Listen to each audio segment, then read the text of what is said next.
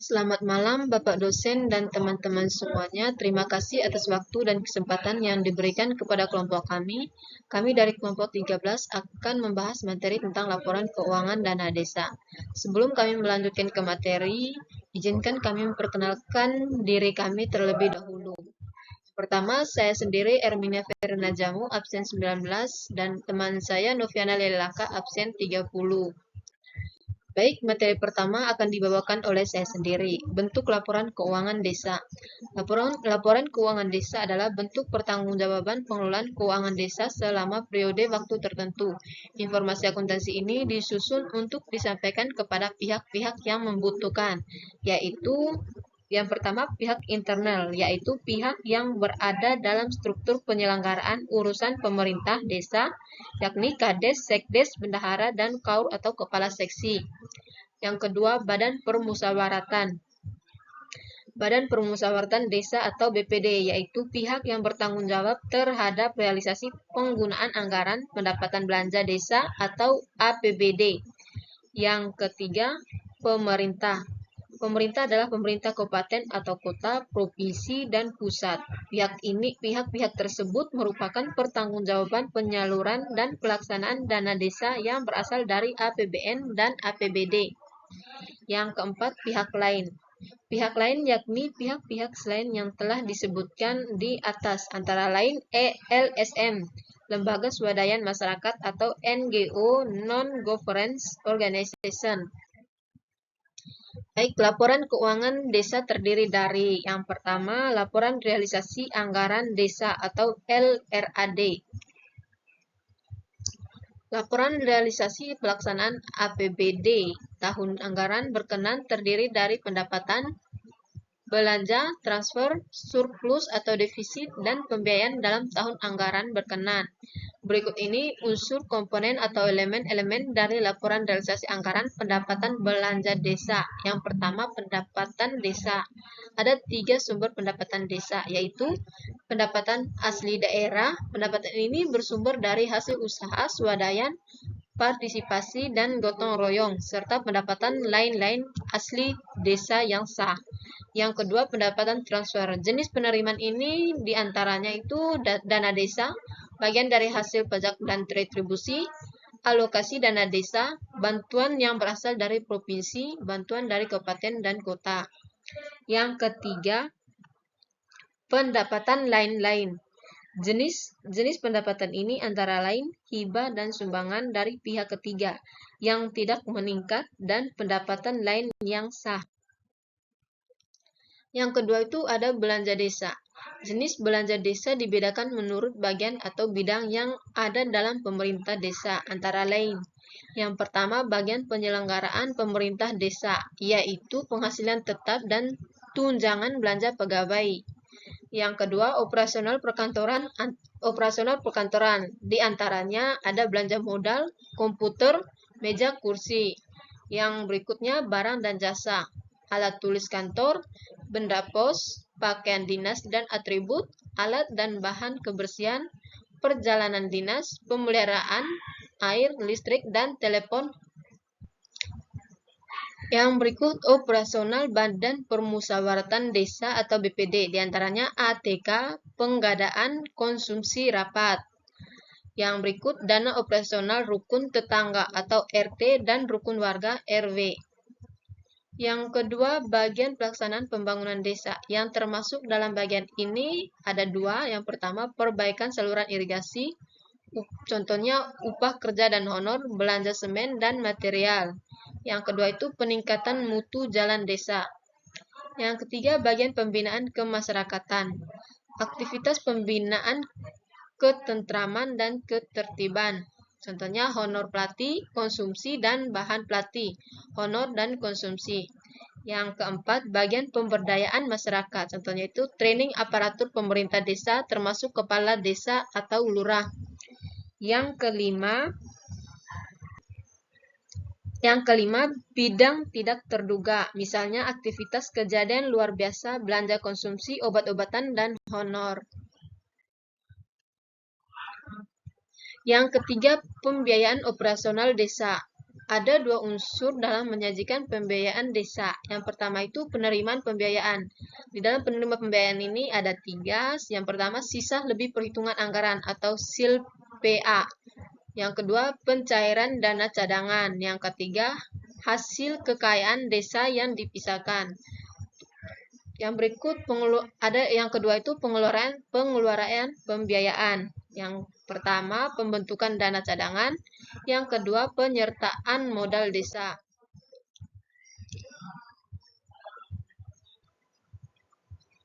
Yang berikut itu yang kedua, laporan kekayaan milik desa awal.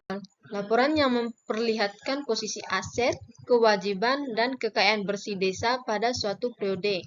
Komponen-komponen yang menyusun laporan kekayaan milik desa adalah sebagai berikut. Yang pertama itu aset desa. Ada dua jenis aset yang memiliki desa, yaitu aset lancar atau crude asset adalah jenis aset desa yang mudah untuk dicairkan, antara lain kas desa. Contohnya rekening kas desa, uang kas di bendahara desa, kas lainnya setara kas. Yang kedua, investasi jangka pendek. Contohnya deposito, saham, investasi jangka pendek lainnya. Yang berikutnya piutang, contohnya sewa tanah, sewa gedung, piutang transfer dana desa, piutang bagi hasil PAD kabupaten atau kota, piutang pendapatan lainnya. Yang berikut persediaan, contohnya kertas segel, material, barang habis pakai, bahan atau material, persediaan barang atau lainnya.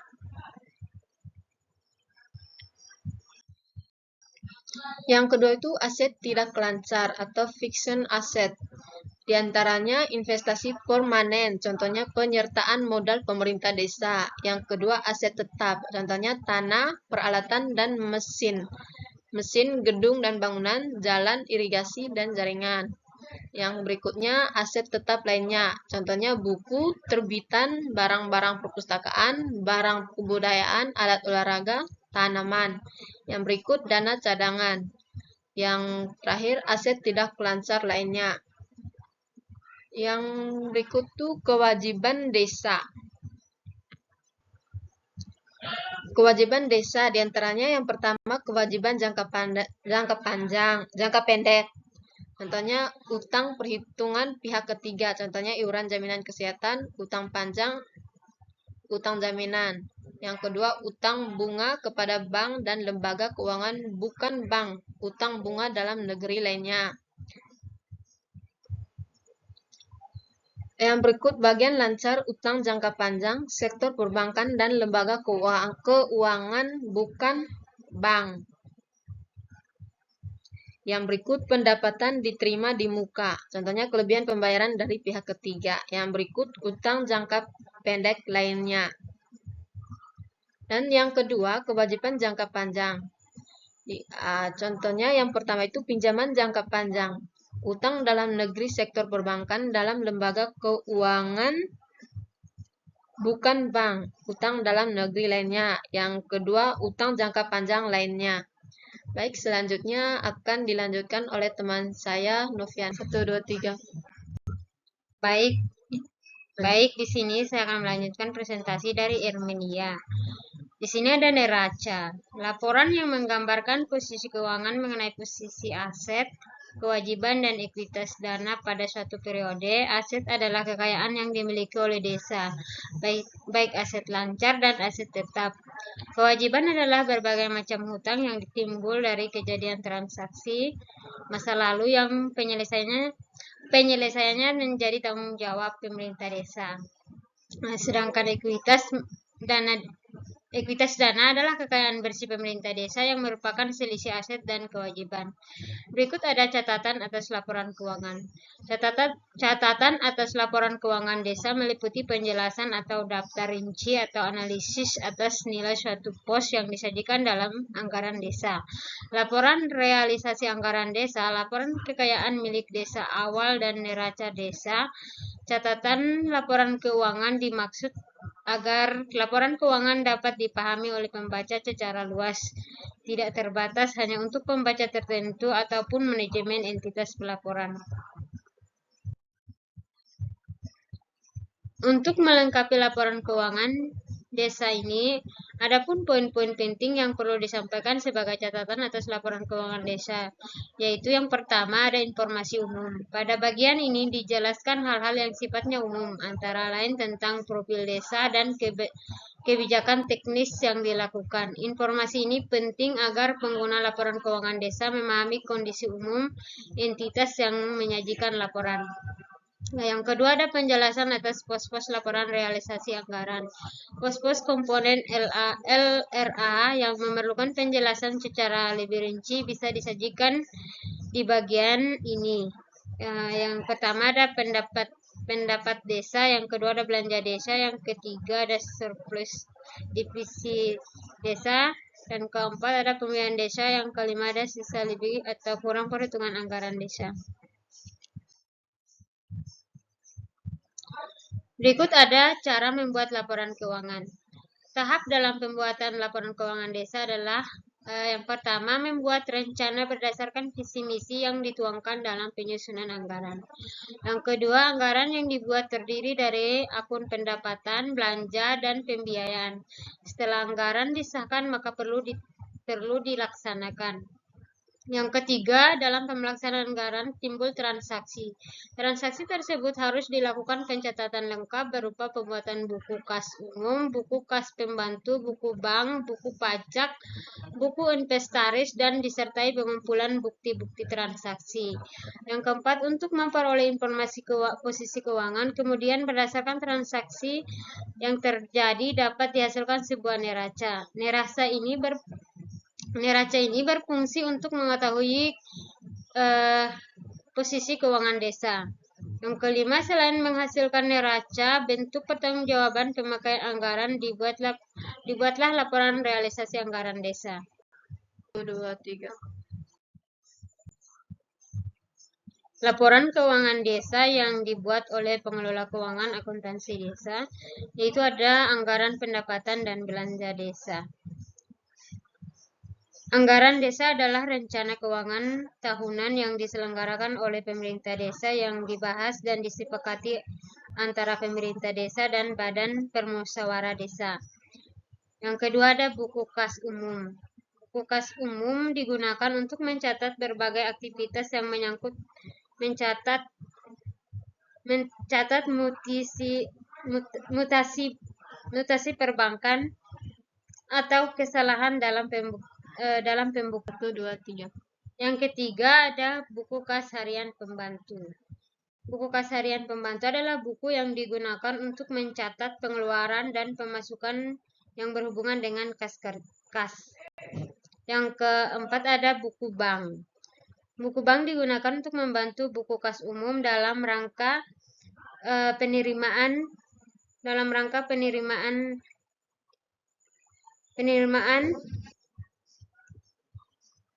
Yang kelima ada buku pajak. Buku pajak digunakan untuk membantu buku kas umum dalam rangka penerimaan dan pengeluaran yang berhubungan dengan pajak.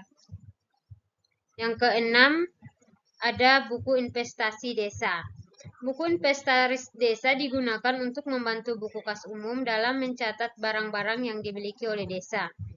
Yang ketujuh ada buku persediaan. Buku persediaan adalah buku yang mencatat aliran persediaan bahan-bahan yang habis pakai yang masuk digunakan untuk desa berasal baik dari pembeli dan pemberian.